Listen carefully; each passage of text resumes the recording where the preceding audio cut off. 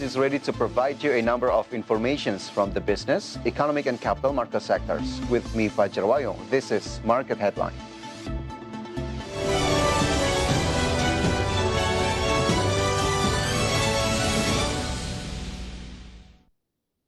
Coordinating Minister for Maritime Affairs and Investment Luhut Binsar Panjaitan ensured that the government never backed Tesla to invest in Indonesia. However, Luhut confirmed that Tesla will continue to invest in Indonesia, but the details of Tesla's investment plan cannot be disclosed. Coordinating Minister for Maritime Affairs and Investment Luhut Binsar Panjaitan confirmed that Tesla will continue to invest in Indonesia. However, he stated that the Indonesian government has never begged Tesla to invest in Indonesia, because in fact he thinks Tesla really needs Indonesia for the development of the electric vehicle manufacturing industry. Meanwhile, Luhut stated that Indonesia does not need to ask for investment from Tesla because he assessed that Indonesia is a rich country and is able to create various products with an increase in the level of domestic content. Kemarin berapa lalu kita terus itu sekarang Tesla ngejar kita. Tapi bukan untuk ini, jangan untuk ya. Kita diskusi nanti salah lagi soalnya. Kami sudah tanda tangan NDA soalnya. Jadi semua proses itu jalan. Itu aja lah saya bilang. Nah, nanti kalau detail saya lapor sama Pak Hamamala. Semuanya kenapa? Mereka melihat kita itu pasang harga. Previously, the Coordinating Ministry for Maritime Affairs and Investment stated that Tesla plans to invest in an electric storage system or ESS, as has been done by Tesla in Australia. From Jakarta, Muhammad Olga for IDX Channel.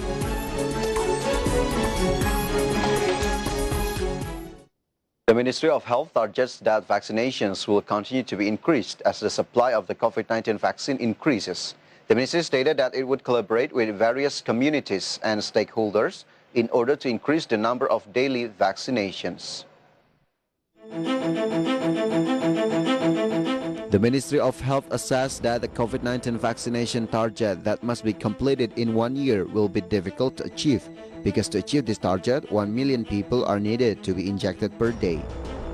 In the 2021 Disaster Management Coordination Meeting, Deputy Health Minister Dante Saxono explained that the ministry will gradually try to pursue the target of 1 million vaccine per day, which in the near future, the Health Ministry will try to encourage mass vaccination by cooperating with several government stakeholders, as well as community elements such as alumni, schools, societies, and other communities. Gradually, the ministry is aiming for the figure of 500,000 injections per day. Bagaimana cara melakukan strategi untuk mencapai suntikan 500.000 per hari adalah melakukan vaksinasi massal yang sudah kita kerjakan dengan menggandeng beberapa stakeholder, beberapa asosiasi pemerintah, kemudian beberapa elemen masyarakat seperti alumni, seperti sekolah, seperti perkumpulan dan sebagainya. Dan 200.000 lagi akan kita bebankan kepada puskesmas. Jadi seluruh puskesmas yang ada di Indonesia kita akan menargetkan 200.000 dalam bulan ini untuk mencapai tingkat vaksinasi yang optimal. Dante also revealed that the Ministry of Health continues to set the vaccination strategy to ensure the sustainable availability of vaccines. This must be done to avoid vaccination vacancies due to the depleted stocks of vaccines owned by the government. From Jakarta, Raharjo Patmu for IDX Channel. The Ministry of Social Affairs ensures that it will take a number of strategic steps, especially data improvement on the provision of social assistance. The ministry explained this step will be done for a better handling of COVID-19 and to avoid a bigger burden for the state budget. Social Minister Tri Risma Harini continues to promote a number of strategic steps in dealing with the COVID-19 pandemic. In addition to providing assistance to residents in need, the ministry will also continue to improve data on social assistance recipients, which in the end, it is hoped that the burden of spending on the state budget will not get bigger. Lebih terhadap saudara-saudara kita yang mungkin membutuhkan.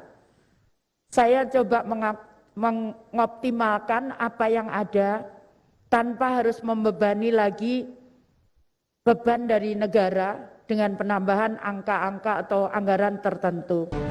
In addition, the Ministry of Social Affairs will also regulate the distribution of surplus rice in Papua to East Nusa Tenggara to open new market access, so that rice prices can be cheaper than those from Java Island. For this reason, the Social Ministry will cooperate with the Ministry of Transportation so that people in the eastern region can get easier access to basic needs. From Jakarta, Ade Firmansyah for IDX Channel.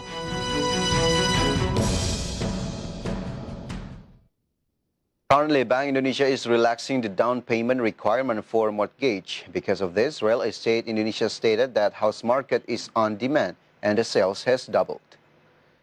To support household consumption, which accounts for more than half of the country's economy, Bank Indonesia relaxed the down payment requirement mortgage. Now, up to next 6 months, one could buy a new house without having to put down any down payment. Chairman of Real Estate Indonesia, Toto Klusida, said that the policy has increased housing sales. The incentive is available for 6 months up to August 2021. However, as it is not enough, Toto stated that the policy should have been implemented up to December 2021. Beberapa developer anggota kami sudah melaporkan kenaikannya average 1,5 sampai 2 kali lipat.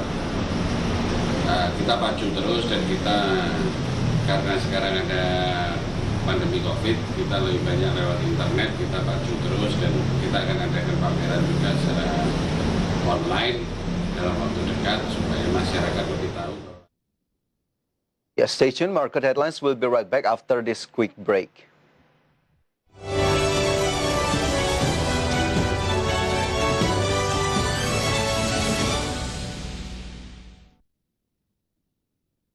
PT Garuda Indonesia Persero Tbk telah melakukan pemutusan kontrak penyewaan 12 pesawat bombardir CGR-1000. Kita memutuskan untuk mengembalikan 12 pesawat bombardir CRJ-1000. Pemerintah berencana memberikan insentif pajak penjualan atas barang mewah atau PPNBM untuk kendaraan bermotor. Tujuan dari insentif ini adalah dalam rangka mendorong pemulihan ekonomi lebih cepat.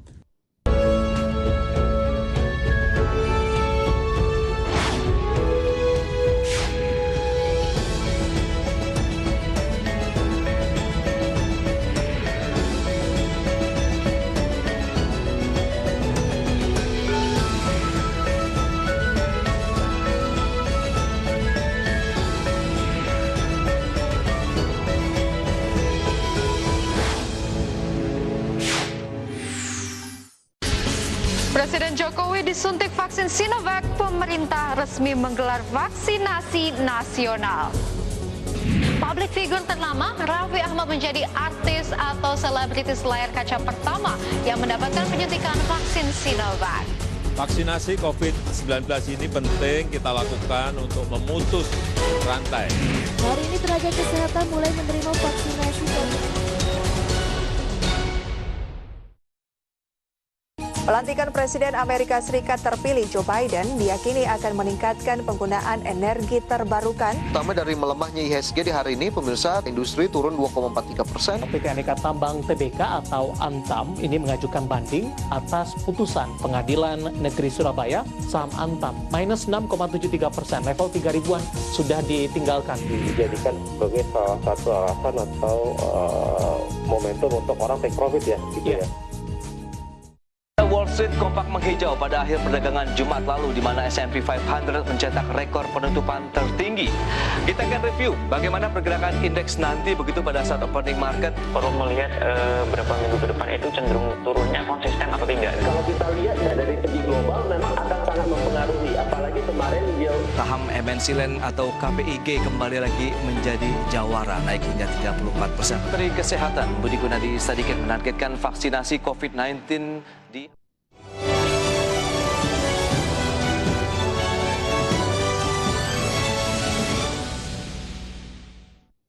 Welcome back on Market Headlines. Finance Minister Sri Mulyani Indrawati stated that government has provided various assistance and support to the community in the midst of pandemic.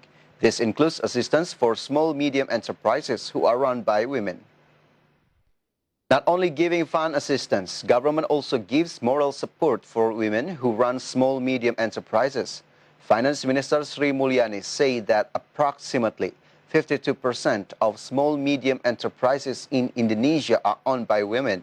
Another fact is that 63% of the workforce are women. Still, the Finance Minister stated that the women's role in micro, small and medium enterprises still needs to be improved, especially in supporting efforts to recover the economy due to the COVID-19 pandemic. According to UN Women, pandemics have a greater impact on women than men. This is due to increased time spent at home and the imposition of social distancing policies. As a result, the time spent on household chores and unpaid care work also increases.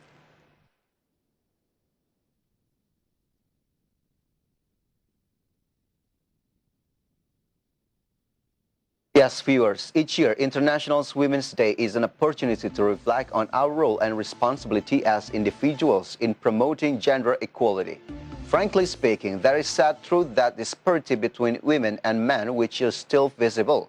Therefore, in this graphic session, I would like to highlight Indonesian women's current condition through several indicators. First thing first, let's take a look on how many women in Indonesia through the next graphic. So in the first graphic, we can see Indonesia's gender ratio.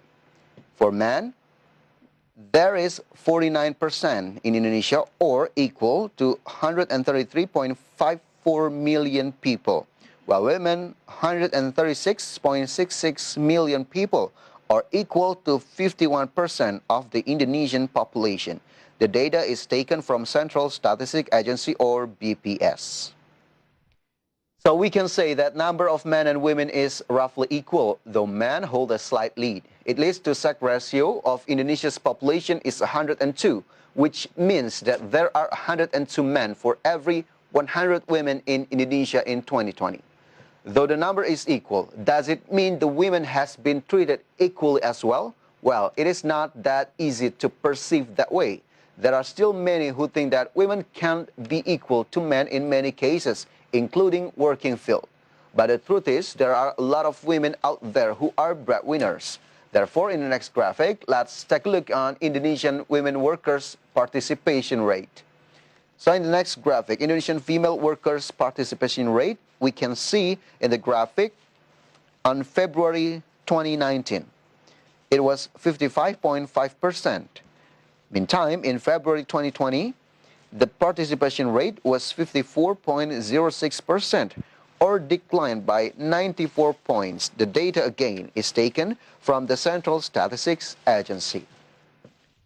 Other than decreasing participation rate, there is also a huge gap occurs in the labor participation rate between women and men workers. As of August 2020, the men's labor participation rate was 82.4%, while for women it was only 53.3%. This can be interpreted that in every 100 working age population, only about 53 women are included in the labor force. The Indonesian government supports the efforts of the leaders of the G20 countries to achieve the Brisbane target, which is to reduce the level of gender disparities in the workforce. It is targeted that by 2025, the gap can be reduced by 25%. The Secretary General of the Ministry of Manpower, Anwar Sanusi, who became the chair of the Indonesian delegation as well as the co-chair at the first virtual meeting of the G20 Employment Working Group, explained that the level of participation gap in the Indonesian workforce had reached 29.28% in the year of 2020. And aside from work participation, we might be curious, how is the Indonesian women's condition as a whole? We can assess that through Index of Women Business and Law in the next graphic.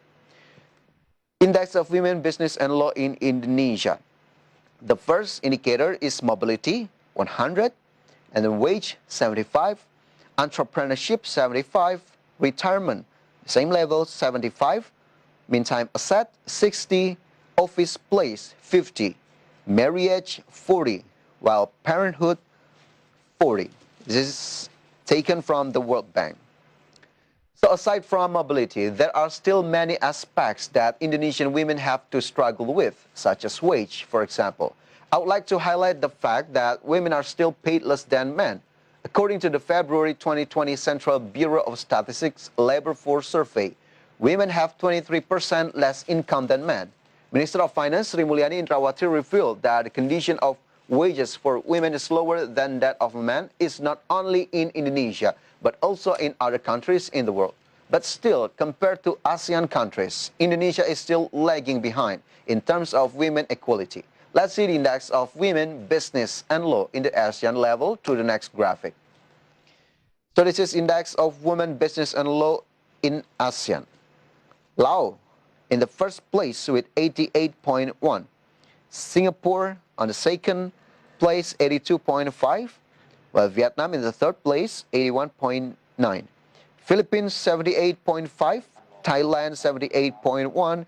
Cambodia, 75. While Indonesia on the seventh place with 64.4. And Myanmar, 58.8. Brunei Darussalam, 53.1. And Malaysia on the last place with 50. Laotian women have long been active participants in their national society, involved in politics, driving social transformation and development, becoming active in the world of business too. And if Laos can do it, so does Indonesia, right?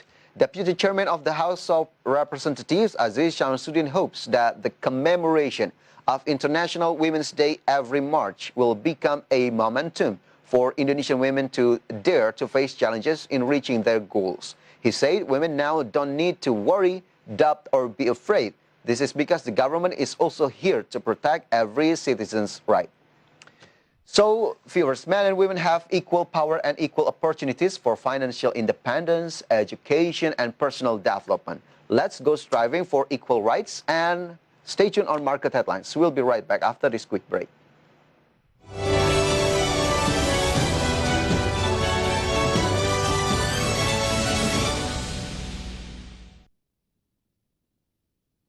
Presiden Joko Widodo memiliki optimisme yang tinggi terkait dengan proses vaksinasi nasional yang sedang dilakukan saat ini. Bagaimana tanggapan dari pengusaha dengan angka ini? Tentu membuat kita harus lebih berhati-hati.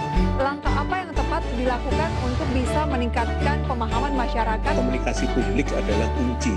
Jadi kita harus bisa menunjukkan kepada masyarakat bahwa vaksinasi itu penting.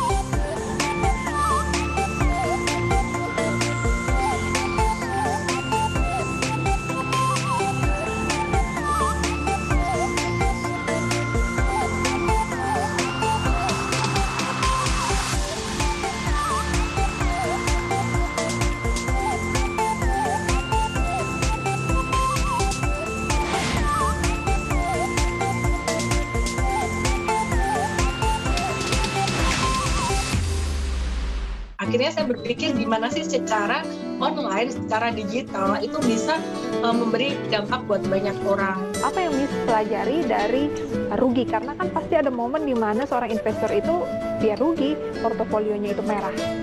Nomor satu banget yang paling penting disadari oleh pemula yaitu manajemen resiko. Jangan cuma ngelihat langit, tapi juga ingat bahwa kaki kita tuh masih di tanah gitu. Jangan cuma lihat cuan, tapi ingat masih ada resiko kerugian. Benarkah tren transisi ke energi baru dan terbarukan tidak membuat industri energi fosil lantas surut? Seperti apa dampaknya terhadap sektor migas? Turunnya atau rendahnya harga minyak dan gas yang sangat drastis turunnya, adanya pandemi yang membuat terbatasnya pergerakan. Langkah yang dilakukan apa nih Pak? Hingga hari ini saya kira Brent hari ini sekitar 55. Ini sesuatu yang positif untuk industri yang itu kira.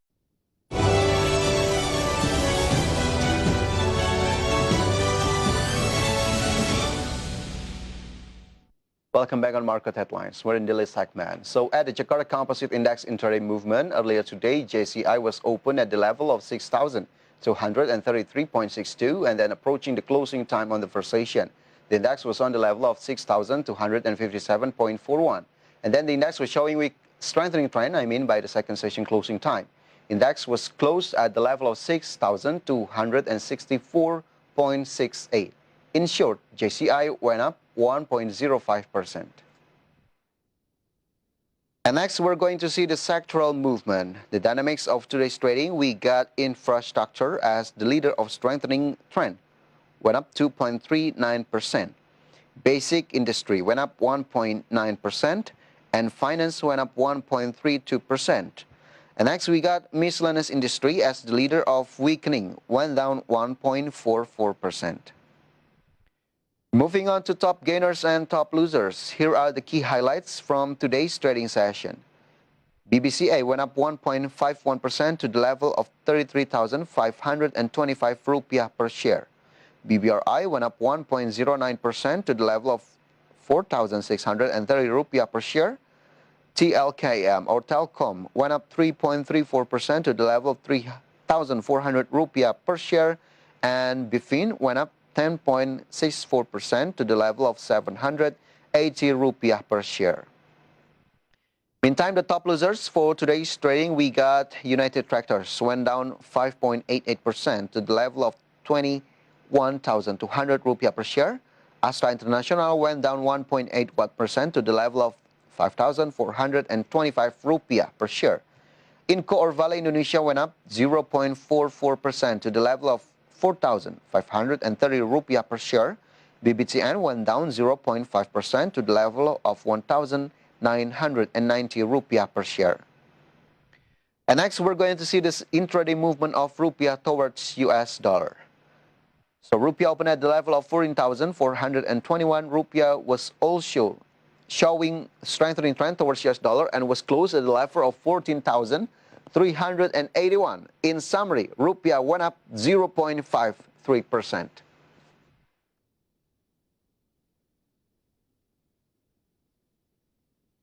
Bursa Beton Sadaya is officially listed on the Indonesia Stock Exchange under stock code BEBS, and after IPO, the company will carry out business expansion plans in several areas.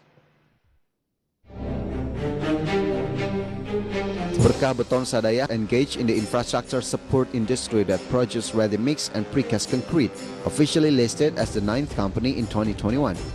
The company is also the 722nd issuer on the Indonesia Stock Exchange with the ticker code BEBS. President Director of Bursa Beton Sadaya Hasan Muldani said that this step is part of the company's strategy to increase business expansion, funding capacity, governance, and the principle of better transparency of the company as a public company. At the same time, it is hoped that it can be an added value for stakeholders. Visi kami adalah menjadi perusahaan global terbaik dalam bidang industri pendukung infrastruktur yang terintegrasi dengan misi memproduksi beton ready mix, precast, beton ringan, aspal, dan hot mix berkualitas terbaik dan harga yang kompetitif dengan mengutamakan kepuasan pelanggan. After the IPO, the company will carry out business expansion plans in several areas, namely Subang in West Java, Central Kalimantan, and Central Sulawesi. In Subang, the company is building a precast square pile factory. In Central Kalimantan, the company plans to build 1 batching plant, 2 crusher plants, and a sand mine. Meanwhile, in Central Sulawesi, the company plans to build a crusher plant. IDX Channel coverage team report. Pharmaceutical issuer Kalbe Pharma warmly welcomed government's decision to develop independent vaccines. Independent vaccinations can accelerate the national vaccination process and opens opportunity for Kalbe Pharma to supply independent vaccines. Kalbe Pharma positively welcomed independent vaccinations because it can accelerate the national vaccinations process. President Director of Kalbe Pharma, Vijontius, doesn't deny that the approval of independent vaccinations would increase opportunities for COVID-19 vaccine being developed by Kalbe Pharma, and South Korea Ganaxin can supply the needs as well. Previously, Kalbe Pharma, through its subsidiary, Kalbe Genexin Biologics, signed a license agreement with Genexin South Korea to develop medicines, including COVID-19 vaccines. The COVID-19 vaccine developed by Kalbe Pharma and Genexin South Korea is still in a clinical trial stage at this time. Vijongtius hopes that the clinical trial process and emergency approval from the Food and Drug Administrations can be obtained in the third quarter of 2021. From all sources, IDX Channel. Adisarana Armada obtained installment loans from Bank BCA and BCA Syariah totaling 150 billion rupiah. The installment loan facility from the Bank BCA will be used for the development of Adisarana subsidiary, namely 3 Adi Bersama. Adisarana Armada signed a credit agreement with Bank BCA, which is installment loan facilities worth 100 billion rupiah for the development of the company's subsidiary, namely 3 Adi Bersama. Adisarana Armada has also signed credit agreement with Bank BCA Syariah for the additional of working capital financing facility worth 50 billion rupiah to increase the company's working capital. In total, Adisarana Armada obtained installment loans from Bank BCA and BCA Syariah totaling 150 billion rupiah. From all sources, IDX Channel. In line with the bright prospects for the property industry this year, Wijaya Karya Bangunan Gedung is optimistic that it will record an increase in performance. Moreover, until February 2021, the company recorded new contracts of more than 500 billion rupiah. The property sector business, which began to rise this year, has made Wijaya Karya Bangunan Gedung or WG optimistic that its performance will be boosted.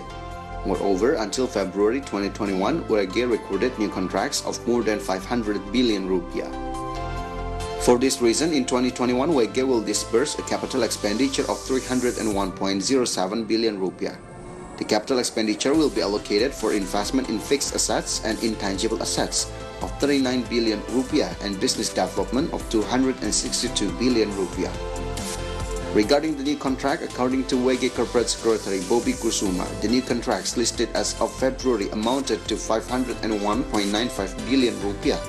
Consists of 3 main segments, namely construction, modular and concession, and precast buildings.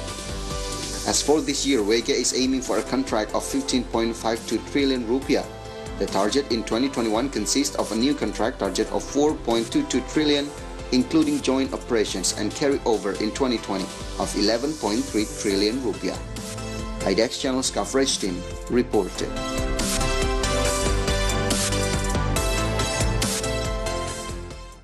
And step aside from market condition as coronavirus pandemic takes big role on current economic situation. Here it is an update data about coronavirus globally.